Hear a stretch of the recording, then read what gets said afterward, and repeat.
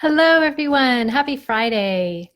I have not been on here a while, but I just wanted to come on today to share a little bit with you about something that again, I kind of share some things that I'm hearing a lot frequently, but also wanted to share something that's very, very important in the world of fertility and healthy babies and healthy mamas and all of that, and healthy everybody. This is something that everyone needs. So I say that I'm Jennifer. I am a registered dietitian, and I help women with hypothyroidism, and especially those that are trying to conceive, use a food as medicine approach to nourishing your thyroid and achieving a very healthy pregnancy. So that's my kind of tie to when I say good for pregnancy and women and everything. But we're going to talk about a nutrient today that is extremely important, like I said, for every single one of us. And that nutrient is something that you've probably heard a lot of. It's probably in your multivitamin if you're taking one. It better be. But let's look at what form that's going to be in. But what we're talking about today is folic acid or folate. We're going to kind of figure out the difference between those two and why one is extremely important and why one should never really come close to making it inside. I'm going to be honest, I do have some notes with me today, so if I keep looking down, that's why I made some notes for myself, because I just really don't want to miss anything on this important topic for you. So let's get started. Folate, that is the naturally occurring form of a B vitamin. It's actually B9. We talked last time about biotin, which is B7. And it's better to give them these different names because I think it helps us identify them better. But folate is a B vitamin.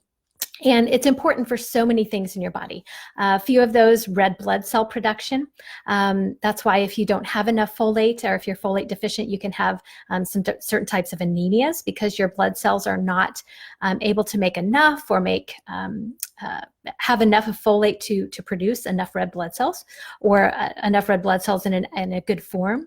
They're important. Folate's important for tissue development, for growth. Again, here's our tie to fertility. It's important for DNA production, RNA production. It metabolizes certain fatty acids. It keeps your homocysteine in check. That's actually an amino acid that you have that is very important for cardiac health. And it helps your arteries and vessels stay more pliable. And when we have an elevated homocysteine, we're not getting enough folate, because folate is responsible for this process of homocysteine breaking down. So when we don't have enough folate, that homocysteine rises, we get kind of this cardiovascular risk elevated. And so that's why folate is very important for cardiac health as well. And then also this whole process of detoxification in your body. That's a whole nother pattern and process in and of itself. But folate is very important at a cellular level to detox and to process in and out some things that we need and don't need. Now, what's the difference then between folate and folic acid? Well, folate is the natural form of folate, and it's what your body needs. It's what your body needs to fuel itself for all these processes that I just talked about. Folic acid, rather, is a synthetic form of the vitamin. And it's something that really was formulated when the food industry began enriching and refortifying foods after they were stripping them of their naturally occurring ingredients. Folic acid, you'll see it in white breads, crackers, pastas. When the food industry started taking out the naturally occurring whole grain, which is where all those those nutrients are, B vitamins included, the fats, the B vitamins, all of that, they started taking that part of the grain out, and they're left with this pretty much nutrient void starch and flour that they made the white processed foods from. They had to add back in some of those nutrients that they stripped out. Well, to do that, one of those being folic acid, they added that back in. It's a synthetic form, and your body cannot, well, let's just say it has a really hard time breaking folic acid down to the folate form that it needs. Some other foods that are going to have folic acid are baby cereals. Vitamin waters, when they enhance them with vitamins and nutrients, hydration boosters, they're going to use most often a folic acid versus the naturally occurring folate, which we'll talk about in a minute. Also protein powders, things like that. Anything that's going to boost energy, anything that's going to have these fortifications, they're probably going to use a folic acid. I'm going to talk about why that can be detrimental to our health in just a minute. But first, I want to talk about, what does it mean if you're deficient in folate? What does it feel like? What does it look like? Some things you can feel, some things you can't. One of those things I talked about just a second ago is an elevated homocysteine. Now, you can't necessarily feel that. It can be checked on a lab value, and if that's pretty elevated, chances are good that folate or a lack of folate is contributing to that. High blood pressure, another reason. When that elevated homocysteine, again, like I said, it's going to kind of tighten up some of those vessels, which can make the blood pressure have to pump harder, and we have this elevation of blood pressure. So sometimes those go hand in hand.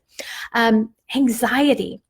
A folate deficiency can actually cause or contribute to heightened anxiety, because this process called methylation that we talked about it's needed to produce some of these kind of calming and relaxing hormones that you have, things like serotonin, things like dopamine. Those induce a calm over you. Those induce a food satiety. And when we don't have those in good production, we can tend to be more anxious. We can tend to be jittery. We can tend to not have that appetite suppressant. Again, all possibly going back to a folate deficiency, at least contributing to that. When you have a folate deficiency, you can have decreased immunity. Things like asthma and allergies are seen a lot more in people with a folate deficiency, as well as we talked about earlier, infertility. When we don't have the ability to produce that DNA at the rapid rate that another human inside your body is forming, then there's going to be a huge hang up there. And it's basically your body saying, hey, I can't do this. So again, it has some of these kind of check and balances systems that it shuts down, and it's just not able to keep up with that production. So it can lead to just kind of blatant infertility, or it could lead to repeated miscarriages, things like that, because your body does not have what it needs to complete that process.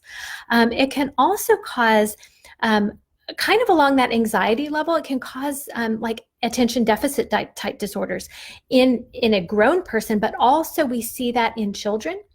If women with a low or depleted folate status continue that throughout pregnancy, their child is not in those good folate stores because mom hasn't been able to give them to baby.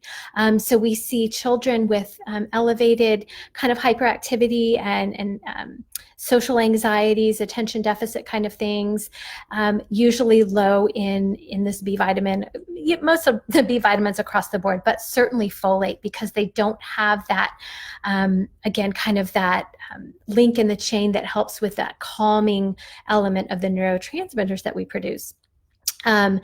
Also, kind of again along those same lines, autism, other mental kind of neuro disorders like schizophrenia. A lot of times that person will have extremely depleted B vitamins and especially folate, as well as depression, chronic fatigue, memory issues. Again, some of those other brain type development disorders or just things that aren't working so well mentally because of this B vitamin deficiency. GI health actually can suffer as related to this. Constipation is more frequent when you have a folate deficiency, increased risk of some GI cancers, again, because this whole detoxification process is slowed. That's one thing we see more common in those with something like colon cancer, GI-related cancers is a B vitamin deficiency. The detox process I mentioned, and then back to kind of this neuro and mental type condition, migraine headaches, Parkinson's disease, MS, multiple sclerosis, sometimes very common in those, or should I say, those with those disorders commonly have something like a folate deficiency, or folic acid buildup that has prevented folate from doing its thing. Restless leg syndrome, tingling at the extremities, again, kind of that, all those neuro pathways, neuromuscular pathways that just can't complete their processes without proper folate. So what about this genetic tendency, this methylation that I'm talking about? Sometimes this deficiency, even if you're getting it from a vitamin, let's say your vitamin says folic acid on it and it's got plenty of it and you're taking it, and some of these things aren't working, or you do a lab test and you find that you're depleted in folate. What does that mean? Why? Well, sometimes that hangup is at a genetic level.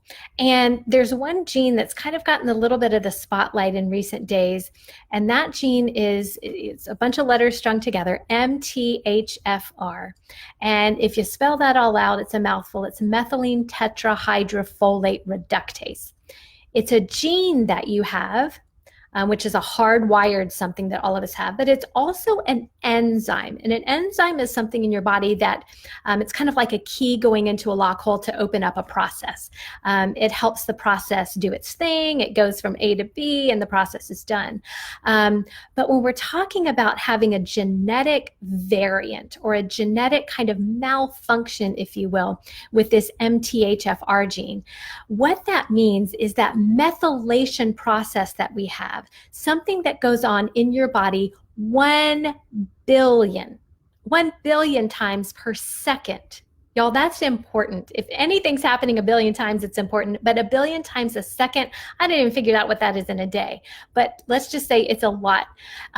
We need this MTHFR gene functioning properly to help all this happen. And what that does, that methylation, it turns on biological systems, it turns them off. It's kind of like something in your body that gets these gears going and helps your body go through these processes that it needs to go through. And about 50% of us, I'm one of them, about 50% of us have a variant of at least one of the genes. And you might have heard it as a variant, a SNP.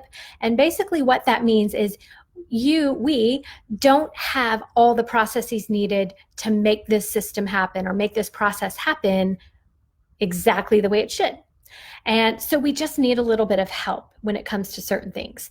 Now, what happens when you're taking folic acid and you have this variant, either one gene or two genes that are kind of off or dysfunctional, the folic acid will build up. And it can't break down. You've got this buildup of folic acid that cannot turn into folate. And what happens then is that folic acid gets in there. It kind of takes the place of in the receptors. It takes the place of the transporters where folate should be able to fit. And it says, no, I'm bigger. I'm the same shape. I can do the same thing you can, but I'm not going to let these processes happen. So it's basically saying you're not getting anything of that folate that you think you're getting. And that folic acid is building up and actually can be causing more harm than good. And so even if you don't have the genetic variant, which again, about 50% of us have one of the genetic variant kind of dysfunctional variants, and even I probably 10 to 15% have both. So you're looking at about 40-ish or so percent of the population that doesn't have the variant at all, has all the genes going well. But even with those, with an influx of extra folic acid, it will still slow down all those methylation processes because, like I said, it gets in the way. It gets in the way in those transporters and those receptors and doesn't let the real folate do its job.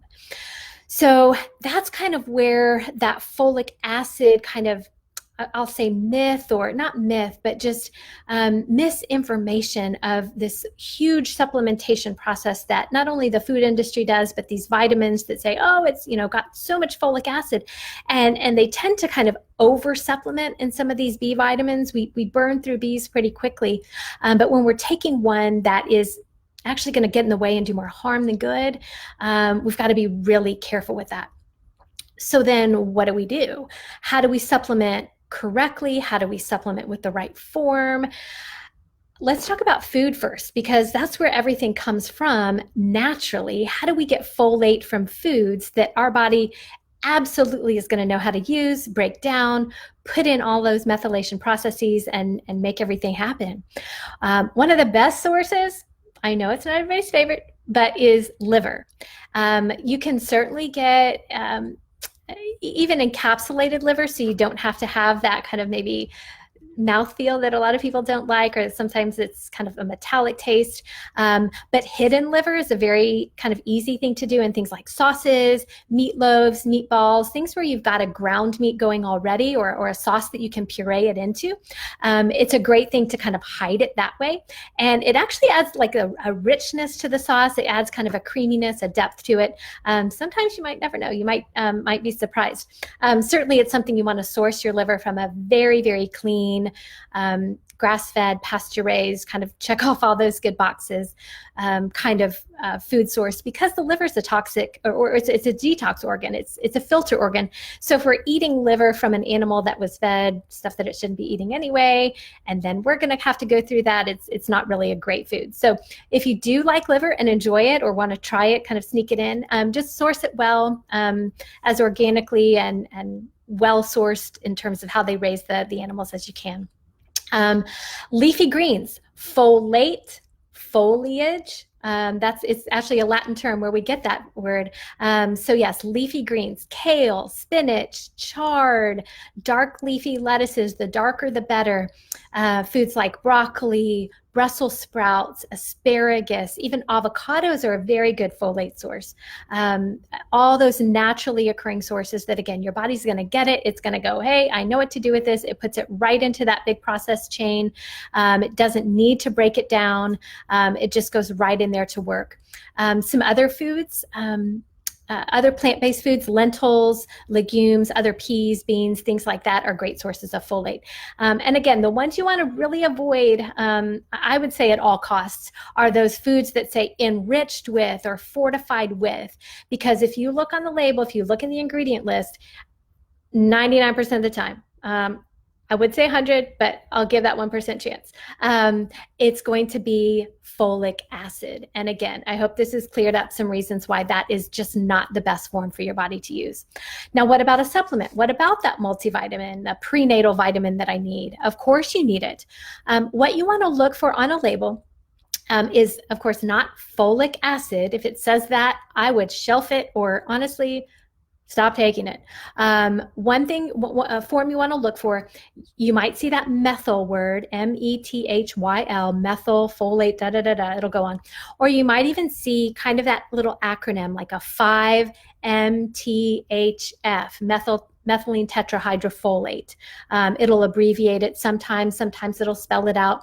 But looking for words like methyl, 5-methylene tetrahydrofolate, quatropfolic acid is another one, or quattrofolate, folinic acid. Now that's different than folic acid, but sometimes you'll see calcium folinic acid. That's another very usable form by the body. So definitely want to look for other words besides folic acid on there in a supplement form. So that is what I want to share with you today. I hope this was helpful. If you have questions about, what is this on my label, or what is that, or what other food sources, or things like that, certainly please share that in the comments. I can address those as needed and as they come in, or maybe even if you have something else besides this, if you have an idea, I can certainly address that in another live that we do later on at another date. So check those supplements, check your vitamins, try some liver, who knows, maybe you'll like it. And that is a great way to just remember to look at those naturally occurring forms of folate, so that your body is really getting something that it knows what to do with, and can go through all those wonderful processes a billion times per second with the right form of folate that your body knows how to use. So, all right, you guys have a wonderful Friday. And again, let me know anything in the comments that I can hopefully be helpful with, or questions that you have. All right, take care, guys. Bye.